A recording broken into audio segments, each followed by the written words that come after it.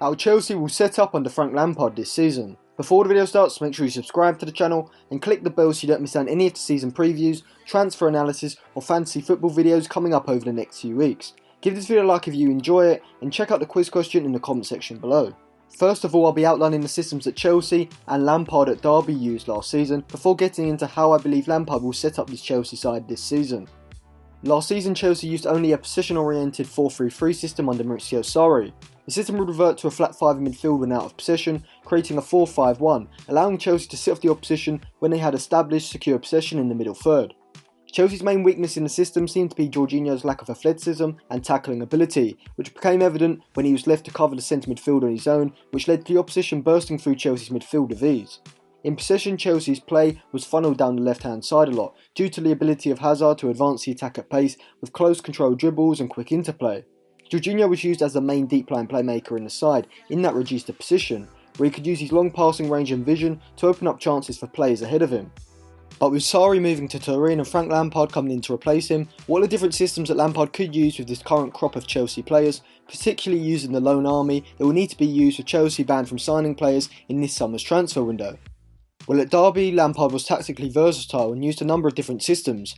His primary system was the 4-3-2-1, where the wide players, usually Harry Wilson and Tom Lawrence, would move inside to create a Christmas tree system and would look to make runs in behind the backline from those narrow positions. Tom Huddleston would be the deepest central midfielder and look to aid the build-up by receiving the ball under pressure and being able to play passes to advance the play out of the press. The four midfielders ahead of Huddleston were all very good ball carriers and dynamic runners. They defend in a flat 5, with the wingers moving wide of the central midfielders, but when the ball was won back they looked to quickly transition the attack by either dribbling into the space left by the advanced midfielders, or by playing a quick through ball to the striker, Jack Marriott, who would always be looking to spin in behind the back line. At Chelsea, Lampard no longer has Eden Hazard, which is a massive loss as he was Chelsea's main source of advancing the play into the final third, their most creative player around the box, and was genuinely a world-class performer. Despite this Chelsea squad does have similar player profiles to Derby. Harry Wilson and Tom Lawrence were both wide players who played as wide playmakers, moving narrow early on in the build-up and had the dynamic off-the-ball movement and dribbling ability to fulfil that role in Lampard's 4-3-2-1 system very well. At Chelsea, Willian is a similar sort of player to Lawrence in the sense that he's a wide attacker but doesn't have the same sort of blistering pace like a Jadon Sancho would have, but is very good at creating chances when moving inside into the half spaces. Pulisic, the new signing, is more of a dynamic winger who will sit wide and make runs in behind the fullback or try to isolate him in a one-on-one situation, though Lampard could look to move him into that wide playmaker role where he could offer dynamic dribbling and pace in central positions. The Tom Huddleston role can be filled by Jorginho, who is one of the best creative players from this position in the league. He has very good vision and can play those defence-splitting passes from that deep row for runners in behind the back line. This is why Jorginho probably will be given the creative licence, much like a Pirlo or Xabi Alonso were in their latter years, with Kante next to him giving him protection when a turnover of possession occurs. Lampard's only problem may be the fullbacks. Last season at Derby, both Jayden Bogle and Scott Malone were responsible for providing the width in the system and had to make dynamic runs overlapping the wide players down the flanks in order to stretch the opposition's system. At Chelsea, the two best defensive fullbacks are Marcos Alonso on the left and Reece James on the right. Both are very good at powerfully dribbling down the flanks, and Marcos Alonso especially is very good in and around the box in terms of his shooting and crossing ability. While Cesar Azpilicueta and Emerson Palmieri both lack this dribbling ability, but they are both better one-on-one and positional defenders than their competitors for this respective fullback position. So what are the systems that Lampard could look to use at Chelsea? The first and probably his primary system will be the 4-3-2-1, as I feel it will get the best out of Jorginho from that deep midfield position, but will also allow Chelsea to dominate in central zones, which is something that will be appealing to Lampard. In the build-up phase, Chelsea will look to create triangles to make possession circulation easier, as this was a key theme of Lampard's Derby. With Jorginho dropping deep, a central free block will be created along with the two centre-backs. Andreas Christensen will play a much greater role in the side than he did last season, as I think his ball-playing abilities will be a massive asset for Chelsea. Even though David Luiz is a better long passer and creator than Christensen, the Dane is a much more composed one-on-one defender and less rash when being forced to make a split-second positional decision, which is why I believe he'd be the first choice ahead of Luiz. Rudiger is Chelsea's best centre-back. His pace, sliding tackling ability and aerial dominance makes him their standout centre-back and would be the first choice alongside Christensen. He's also decent on the ball when dribbling out of the deep free block and has surprisingly good long passing ability. Ahead of Jorginho, I think Lampard will go with Kante for the defensive security and his ability to break up the play, alongside either Mason Mount or Barkley. I think Kovacic may be used in that Jorginho role as he's a very press resistant central midfielder and is a good dribbler from central positions, though I think that Mount and Barkley's dynamic runs ahead of the play and ability to play risky passes will give them the edge over Kovacic, who can often fall into the trap of playing sideways passes too often without really opening up the defensive structure with an incisive pass. Mount and Kante will sit a little wider and deeper when Jorginho has the ball, trying to pull the central midfielders with them to open up the half spaces for the wide playmakers to move into.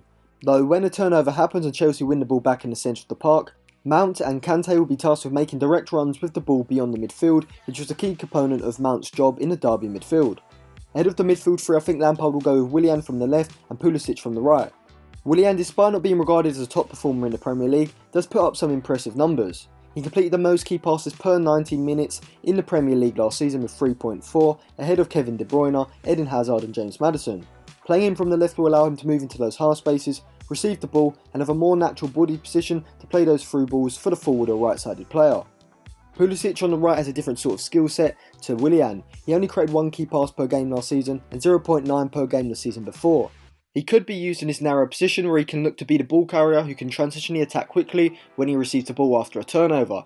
But he can also make underlapping runs in behind the fullbacks when Chelsea's right back has the ball high up the pitch. The 2 fullback positions may be problem areas for Lampard, particularly on the left.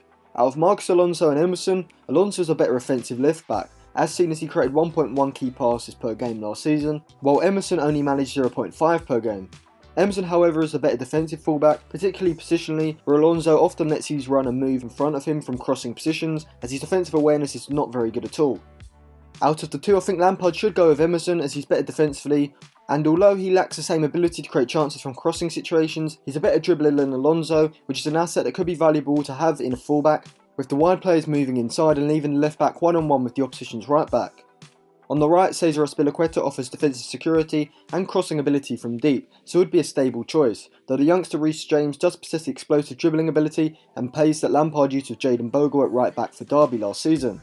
So I think that Lampard may look to use James in his position ahead of Azpilicueta, as James is a more natural wing back, which is the role that will need to be played, with the wide right forward moving narrow, leaving up to the right back to provide the attacking outlet on the right flank. I think that Tammy Abraham will be the starting forward over Olivier Giroud and Michy Batshuayi this season. This is because Abraham has been excellent for the last 3 seasons, and in his last 2 championship campaigns scored 23 and 26 goals respectively. He isn't a deep line forward who moves deep from the front line and look to advance the attack with dribbles and quick passes. Instead, he'll sit on the last defender and look to make those direct runs in behind the back line, which Marriott did so well for Derby last year, and would suit a quick transition and attacking style that Lampard liked to deploy, as it will give an instant option for a through ball for the midfield when there is a turnover and the ball is won back. Like at Derby, I think Lampard will use a 4-4-2 diamond system throughout the season.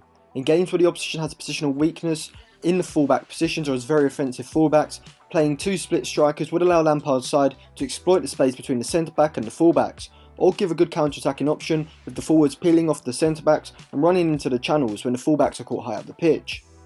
The back four would be the same throughout the transitions between systems. Jorginho will sit in the deepest central midfield position, though the 2 central midfielders ahead of him will have different tasks than in the 4-3-2-1. Whilst the forwards would drop into the wide positions when out of possession, they won't follow their fullbacks and create a flat 5 in midfield, and therefore will leave it to the wide central midfielders to cover these spaces. For this role, Kovacic or Bakayoko would be a better option than Mason Mount, as both are more athletic and better in the tackle. Kante would be the perfect option on the right side, and at the top of the diamond, Lampard would probably use either Loftus-Cheek when fit or Mason Mount. The player in this role will sit between the opposition's midfield and defence, and when Kante and Kovacic move deep and wide and drag the central midfielders from that central passing lane, Mount can receive the ball, turn and start running straight at the back line. Abraham and Pulisic would be a great split striker partnership. Both have the pace and dribbling ability to drift out wide, isolate a centre-back in the channel and create a one-on-one situation.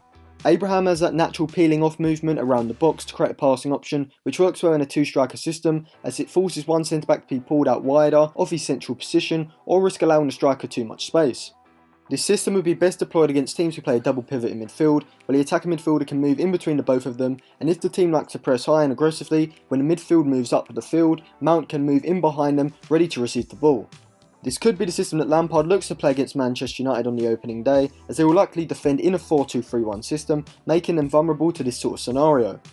So overall, Lampard is a versatile manager, and I expect him to alternate between a 4-3-2-1 Christmas tree system and a 4-4-2 diamond throughout the season, depending on the opponent's defensive weaknesses. Thank you for watching. Remember to like and share the video if you enjoyed it, and subscribe to the channel and click the bell so you don't miss out on any of the transfer analysis, season previews or fantasy football talk coming over the next few weeks.